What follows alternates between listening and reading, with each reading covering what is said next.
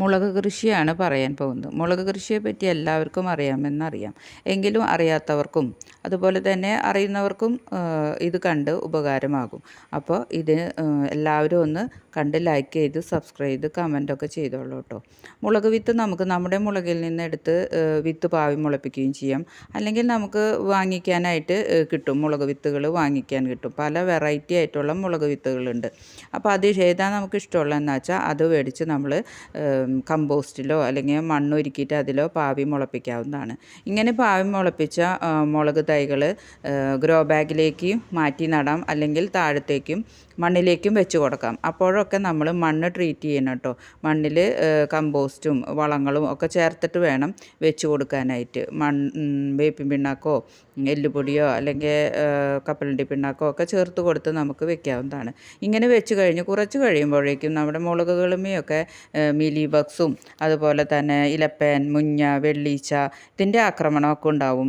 അങ്ങനെ ഇതിൻ്റെ നീരൂറ്റിയൊക്കെ കുടിച്ച് ചെടികളൊക്കെ കേടുവരുത്തുകയും ചെയ്യും, ചെടികളൊക്കെ ഉണങ്ങിപ്പോവുകയും ചെയ്യും. അപ്പോൾ നമ്മളെന്നും ഇതിൻ്റെ അടുത്ത് വന്ന് നമ്മൾ ഇങ്ങനെ ഇലപ്പേനോ അല്ലെങ്കിൽ എന്തെങ്കിലും പുഴുക്കേടൊക്കെ ഉണ്ടോയെന്ന് നോക്കണം.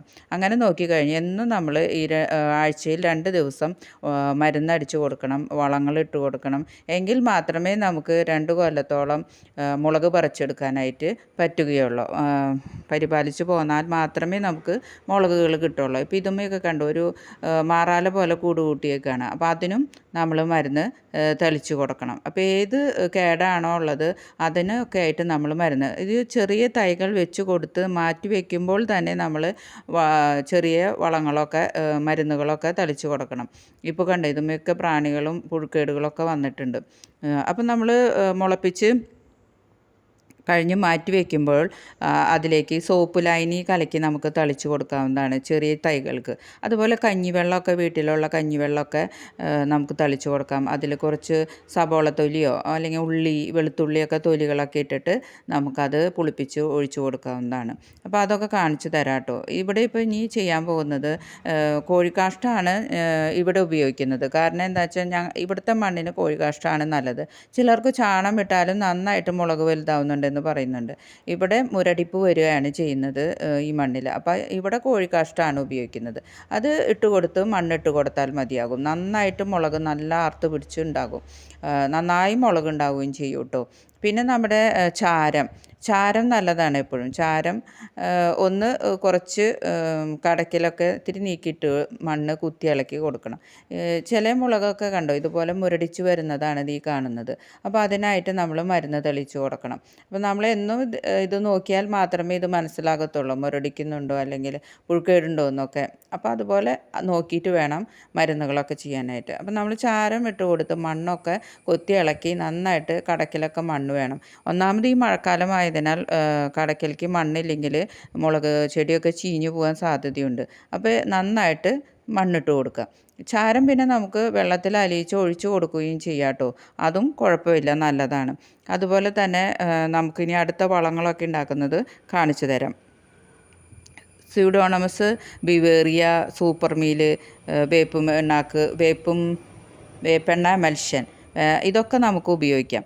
അതിൽ സ്യൂഡോണമസ് മിത്രകുമിൾനാശിനിയാണ് കേട്ടോ. അപ്പോൾ അതൊക്കെ നമുക്ക് തളിക്കാവുന്നതുമാണ്, നല്ലതുമാണ്. ഇനിയിപ്പോൾ നമ്മൾ ഇവിടെ മുളകുകൾ ഉണ്ടായി നിൽക്കുന്നുണ്ട്. കാന്താരിയാണിത്. കാന്താരി നമ്മൾ നിറയെ ഉണ്ടാകും, പന്തലിച്ച് വരും ഈ കാന്താരിയുടെ ശാഖകൾ. അപ്പോൾ അതിന് വേണ്ടിയിട്ട് മുളക് തൈ ഉണ്ടായി കുറച്ച് കഴിയുമ്പോൾ നമ്മൾ അതിൻ്റെ കൂമ്പൊന്ന് നുള്ളിക്കഴിഞ്ഞാൽ ഇതുപോലെ ശാഖകൾ പടരും. നീണ്ടുപോവാതെ ഇഷ്ടം പോലെ ശാഖകൾ ഉണ്ടാവുകയും ചെയ്യും. ഇഷ്ടം പോലെ മുളക് നമുക്ക് കിട്ടുകയും ചെയ്യും. അത് ഏത് മുളകായാലും ഇതുപോലെ ചെയ്ത് കൊടുക്കുന്നത് നല്ലതാണ്. കൂമ്പ് നുള്ളി കൊടുക്കുന്നത് നല്ലതാണ്. അപ്പോൾ നന്നായിട്ട് പൂമൊട്ടിടും, നന്നായിട്ട് മുളകും കിട്ടും. എല്ലാവരും ഒന്ന് ലൈക്ക് ചെയ്ത് കമൻറ്റ് ചെയ്ത് സബ്സ്ക്രൈബൊക്കെ ചെയ്യണം കേട്ടോ. ഇനി അടുത്ത വളം നമ്മൾ ഒഴിക്കാൻ പോകുന്നത് സ്യൂഡോണമസ് ആണ് കേട്ടോ. സ്യൂഡോണമസ് 20 ഗ്രാമാണ് ഇപ്പോൾ എടുത്തിരിക്കുന്നത്. 20 ഗ്രാമിലേക്ക് 1 ലിറ്റർ വെള്ളം ചേർത്ത് അലിയിച്ചെടുക്കണം.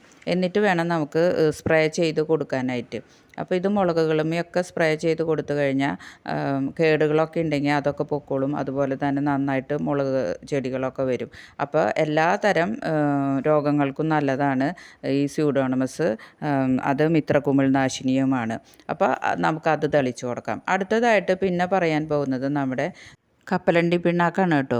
കുറച്ച് കപ്പലണ്ടി പിണ്ണാക്ക് ഇതുപോലെ എടുത്ത് നമ്മുടെ ചോറൊക്കെ ബാക്കി വന്നിട്ടുണ്ടെങ്കിൽ, ഇപ്പോൾ കുട്ടികളൊക്കെ കഴിച്ച ചോറോ അല്ലെങ്കിൽ വേസ്റ്റായിട്ടുള്ള ചോറൊക്കെ ഉണ്ടെങ്കിൽ നമുക്ക് ബാക്കി വന്നിരിക്കുന്നത് ഇതുപോലെ വെള്ളത്തിലിട്ട് ഒന്ന് നന്നായിട്ട് തിരുമ്പി, കഞ്ഞിവെള്ളം ഉണ്ടെങ്കിൽ അത് കൂട്ടി ചേർക്കാം. അതിലേക്ക് ഈ കപ്പലണ്ടി പിണ്ണാക്ക് ഇട്ട് കൊടുക്കുക. എന്നിട്ട് നന്നായിട്ട് ഇളക്കി കൊടുക്കുക. അതുപോലെ തന്നെ നമ്മുടെ വീട്ടിലെ വേസ്റ്റ് വന്നിട്ട് നമ്മുടെ ഉള്ളിത്തോട് നല്ലതാണ് കേട്ടോ. വെളുത്തുള്ളിയും ചുവന്നുള്ളിയൊക്കെ നന്നാക്കണതിൻ്റെ തോടൊക്കെ ഉണ്ടെങ്കിൽ അതൊക്കെ എടുത്തു വയ്ക്കുക. എന്നിട്ട് ഇതുപോലെ ഇതിലേക്ക് ഇട്ട് കൊടുത്തു കഴിഞ്ഞാൽ, അതുപോലെ പഴത്തൊലി അതൊക്കെ ഉണ്ടെങ്കിൽ ഇതുപോലെ ഇട്ട് വെച്ച് കൊടുത്ത് ഒരു ദിവസം നമ്മൾ വെക്കണം. അതുപോലെ തന്നെ നമ്മുടെ പപ്പായയുടെ ഇല എല്ലാത്തിനും നല്ലതാണല്ലോ പപ്പായ. അപ്പം അതിൻ്റെ ഇലയും മഞ്ഞളിൻ്റെ ഇലയും, മഞ്ഞൾ നല്ലതാണ്, മഞ്ഞളിട്ടാലും മതി. പക്ഷെ നമുക്ക് മഞ്ഞളുടെ ഇലയുണ്ടെങ്കിൽ മഞ്ഞളുടെ ഇലയും ഇട്ട് കൊടുത്തു കഴിഞ്ഞാൽ അതിലേക്ക് വെച്ച് കൊടുക്കുക. പിന്നെ എടുക്കുന്നത് ഒരു പച്ചമുളക് തന്നെയാണ്. പച്ചമുളക് 1 2 ഇട്ട് കൊടുക്കാം. എന്നിട്ട് ഇതൊരു ദിവസം വെക്കണം. ഇങ്ങനെ ഒരു ദിവസം വെച്ച് പുളിപ്പിച്ച് കഴിഞ്ഞിട്ട് ഇത് അരിച്ചെടുത്ത് കഴിഞ്ഞാൽ നല്ലൊരു ബെസ്റ്റ് വളമാണ് കേട്ടോ നമ്മുടെ മുളകിന് ഒഴിച്ച് കൊടുക്കാനായിട്ട്, സ്പ്രേ ചെയ്യാനായിട്ട്. അപ്പോൾ ഇതിലെല്ലാം അടങ്ങിയിട്ടുണ്ട്. അപ്പോൾ ഇതുപോലെ അരിച്ചെടുത്തിട്ട് സ്പ്രേയറിൽ വേണമെങ്കിൽ നമുക്ക് സ്പ്രേയറിൽ ഒഴിച്ച് സ്പ്രേ ചെയ്ത് കൊടുക്കാം. എപ്പോഴും സ്പ്രേ ചെയ്യുമ്പോൾ ചെടിയുടെ മുകളിലും അടിയിലും ഒക്കെ ആയിട്ട് വേണം സ്പ്രേ ചെയ്യാനായിട്ട്. എങ്കിൽ മാത്രമേ ഇലയുടെ അടിയിലുള്ള കീടങ്ങളൊക്കെ പോകത്തുള്ളൂ. അതുപോലെ തന്നെ നമുക്ക് കടയ്ക്കല്ല, ഗ്രോ ബാഗിൻ്റെയൊക്കെ സൈഡിലായിട്ട് ഒഴിച്ചു കൊടുക്കാം. നിലത്ത് മണ്ണിൽ വെച്ചിരിക്കുന്നതിനും ഒഴിച്ചു കൊടുക്കാം കേട്ടോ. അപ്പോൾ നമുക്ക് കീടങ്ങളൊക്കെ പോവും. എല്ലാത്തിനും നല്ലതാണ്. ഇനി അടുത്തതായിട്ട് പിന്നെ നമ്മുടെ ആര്യവേപ്പ്, പിന്നെ മഞ്ഞൾ, വെളുത്തുള്ളി, ഇത് 3ഉം മുരടിപ്പിന് വേണ്ടിയിട്ടാണ്. ഇത് നന്നായിട്ട് അരച്ചെടുക്കണം. അരച്ച് പേസ്റ്റ് രൂപത്തിലാക്കിയിട്ട് വേണം അതിനെ അലിയിച്ചെടുത്ത് അതിൽ നമുക്ക് കഞ്ഞിവെള്ളമോ അല്ലെങ്കിൽ വെള്ളമോ ചേർത്തിട്ട് ഇതുപോലെ അരിച്ചെടുത്ത് ഒഴിച്ചു കൊടുക്കാം. അല്ലെങ്കിൽ സ്പ്രേ ചെയ്യാം. 2 വേണമെങ്കിലും ചെയ്യാവുന്നതാണ്. അപ്പം നമ്മുടെ ഇഷ്ടത്തിനനുസരിച്ച് അത് ചെയ്ത് കൊടുക്കുക. എപ്പോഴും ഇതുപോലെ ആഴ്ചയിൽ ചെയ്ത് കൊടുത്താൽ മുളക് നന്നായിട്ട് കിട്ടും.